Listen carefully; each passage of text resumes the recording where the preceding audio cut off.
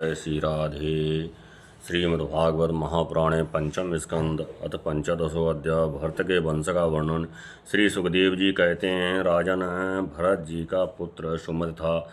ये पहले कहा जा चुका है। उसने ऋषभदेव जी के मार्ग का अनुसरण किया, इसलिए कलयुग में बहुत से पाखंडी अनार्य पुरुष अपनी दुष्ट बुद्धि से वेद विरुद्ध कल्पना करके उसे देवता मानेंगे।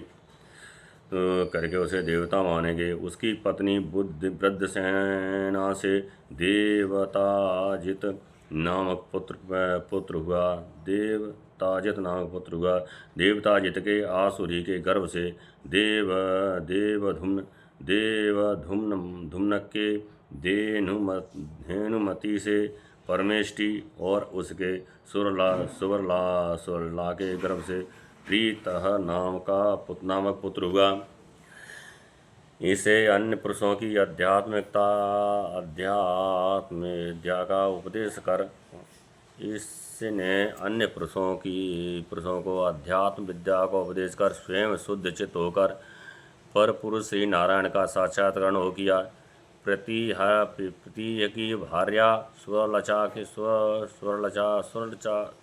सुवरला के गर्भ से प्रतिहर्ता प्रेस्तोता और उदगाता नाम के 3 पुत्र हुए। ये यज्ञादि कर्म में बहुत निपुण थे। इनमें प्रतिहर्ता की भार्या स्तुति उसके गर्भ से आज और भूमा नाम के 2 पुत्र हुए। भूमा के ऋषिकुलास से उदगीत उसके देवकुलास से प्रस्ताव के न्यूतास के गर्भ से विभु नाम का पुत्र हुआ। विभु के रति के उदर से प्रथुसेन के आकूत से नक्त और नक्त से द्रुत के गर्भ से उदार कीर्त राज ऋषि प्रवर गाय का जन्म हुआ। ये जगत की रक्षा के लिए सत्य गुण को स्वीकार करने वाले साक्षात भगवान विष्णु के अंश माने जाते हैं। संयम आदि अनेकों गुणों के कारण इनकी महापुरुषों में गणना की जाती है। महाराज गय ने प्रजा के पालन पोषण रंजन लाड़ चाव और शासन आदि करके तथा तरह तरह के यज्ञों का अनुष्ठान करके निष्काम भाव से केवल भगवत प्रतीक के लिए अपने धर्म का आचरण किया। इससे उनके सभी कर्म सर्वश्रेष्ठ परम पुरुष परमात्मा श्री हरि के अर्पित होकर परमार्थ रूप बन गए थे। इससे तथा ब्रह्मवेत्ता महापुरुषों के चरणों की सेवा से उन्हें भक्ति योग की प्राप्त हुई। तब निरंतर भगवान चिंतन करके उन्होंने अपना चित्त शुद्ध किया और देहाद अनात्म वस्तुओं से अहम भाव हटाकर वे अपने आत्मा को ब्रह्म रूप अनुभव करने लगे। यह सब होने पर भी वे निर्भयमान होकर पृथ्वी का पान करते रहते।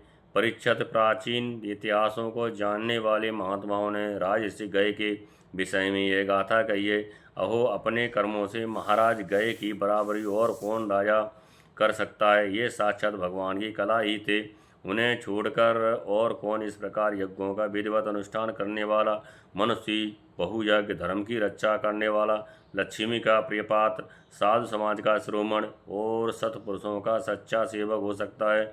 सत्य संकल्प वाली परम साध्वी, श्रद्धा, मैत्री और दया आदि दक्ष कन्याओं से गंगा आदि नदियों सहित बड़ी प्रसन्नता से उनका अभिषेक किया था तथा उनकी इच्छा न होने पर भी वसुंधरा ने गो जिस प्रकार बछड़े के स्नेह से बिनहा कर दूध देती है, उसी प्रकार उनके गुणों पर रीझ कर प्रजा को धन रत्नादि सभी आभूषण पदार्थ दिए। उन्हें कोई कामना न थी, तब भी वेदोक्त कर्मों ने उनको सब प्रकार के भोग दिए।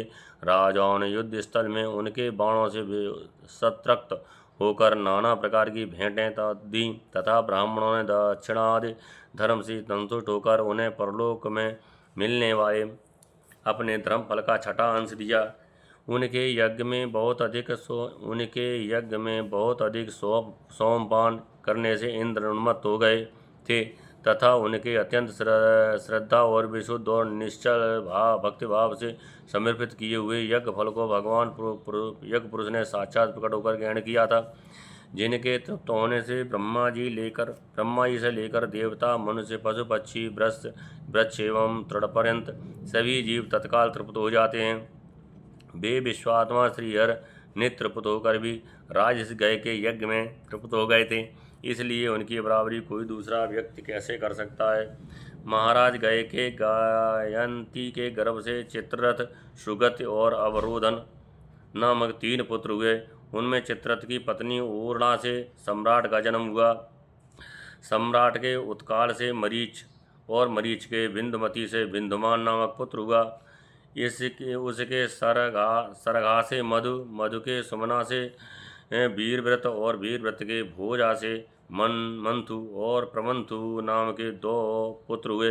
उनमें से मंथु के सत्या के गर्भ से भोवन, भोवन के दूषाणा के उदर से त्वष्टा, त्वष्टा के विरोचना से विरज और ब्रज के विसूची नाम की भार्या से सतचित आदि 100 पुत्र और 1 कन्या का जन्म हुआ।